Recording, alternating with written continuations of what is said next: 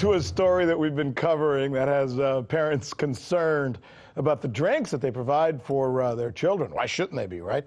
So what we're learning is that there are trace heavy metals in fruit juices and soft drinks that we never knew about before, and that they could actually be, you know, a carcinogen, cancer-causing in certain combinations and in certain amounts.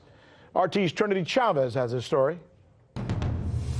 We know we live in a world where we're surrounded by heavy metals, but when do they become dangerous, and can they be avoided? Well, we went to the experts to find out. They are substances that make their way into your food and drinks because they occur naturally in the air, water, and soil. Mercury is in fish, lead is in bone broth, and arsenic in rice, and the list goes on and on.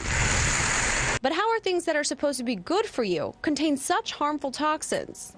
The way the world is right now, with the way fish is farmed and the way the food is processed, it's just one of those things where we go to organic to protect ourselves from what's going on with foods in the environment and these substances. But experts say that small amounts, one time or by one source, may not be so bad. We know that our bodies have been exposed and continue to get exposed to heavy metal. But the issue is the chronic nature of the exposure.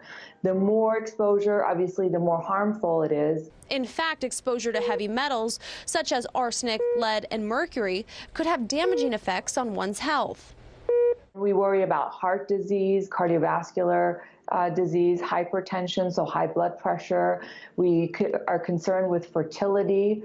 And children who have been exposed to high levels of heavy metals could be at risk for lowered IQ, behavioral problems like ADHD, type 2 diabetes, and cancer, among other health issues. It will be a danger for our kids' health.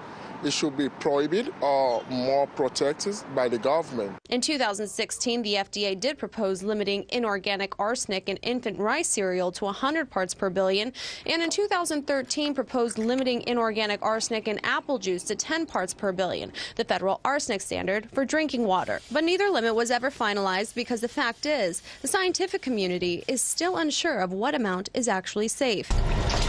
Even an international team of experts administered by the Food and Agriculture Organization of the United Nations and the World Health Organization have been unsuccessful determining safe exposure levels for heavy metals like lead and arsenic. The experts could actually not define a safe level of exposure because these heavy metals are so broad spread in the environment, in our food supply.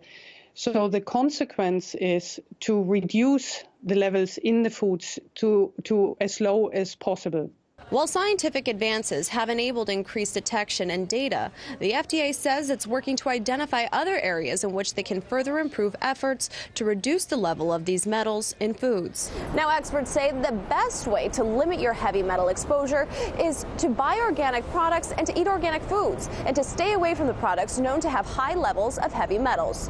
Reporting in New York, Trinity Chavez, RT.